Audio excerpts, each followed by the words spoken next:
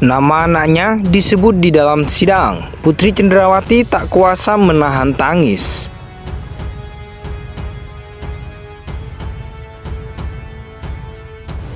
Pada siang hari, si Putri tidur di sofa di ruang tamu. Lalu kemudian datang Brigadir J ingin membopong, katakanlah seperti itu, mengangkat Putri untuk masuk dalam kamar.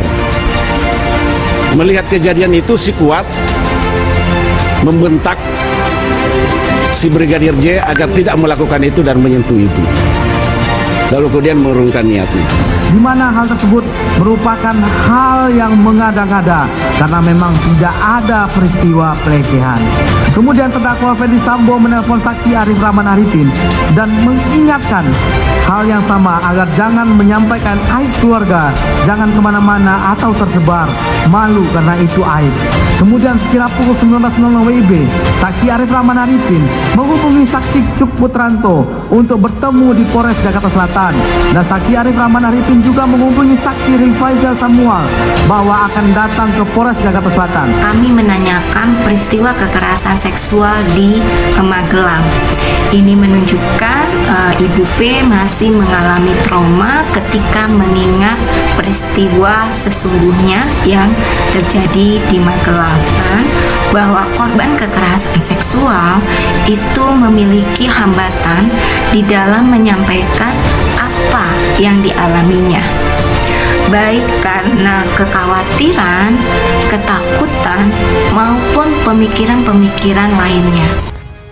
Istri mantan Kepala Divisi Provisi dan Pengamanan Kadif Propam Polri Ferdy Sambo, Putri Cendrawati tak kuasa menahan tangis saat mendengar nama anaknya yang bernama Tibrata Putra Sambo. Anaknya yang bernama Tibrata Putra Sambo disebut-sebut dalam persidangan kasus pembunuhan Brigadir Nofriansah Yosua Huta Barat alias Brigadir J.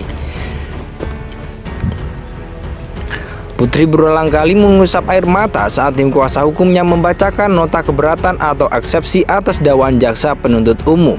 Salah satu eksepsi tersebut merujuk berita acara pemeriksaan Kuat Ma'ruf dan Susi yang menceritakan detik-detik peristiwa sesaat dugaan pelecehan seksual yang diduga dilakukan Brigadir J saat di Magelang, Jawa Tengah.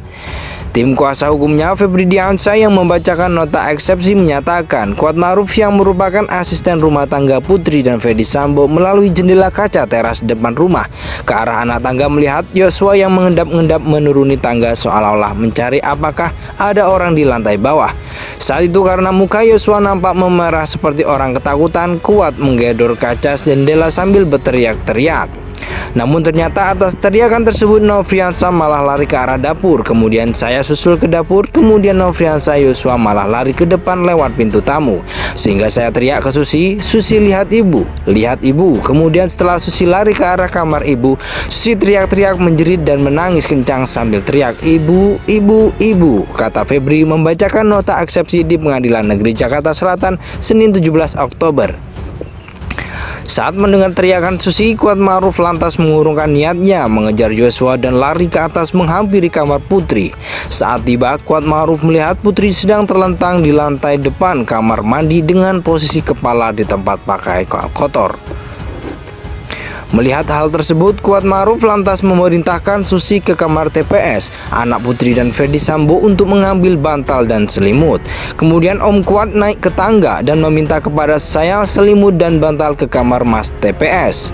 Lalu saya tidak berani masuk ke dalam pintu karena saya melihat pintu kaca tertutup dan mendengar Ibu Putri Cendrawati menangis, ucap Febri merujuk keterangan BAP. Lanjut, Susi tertanggal 10 Agustus 2022.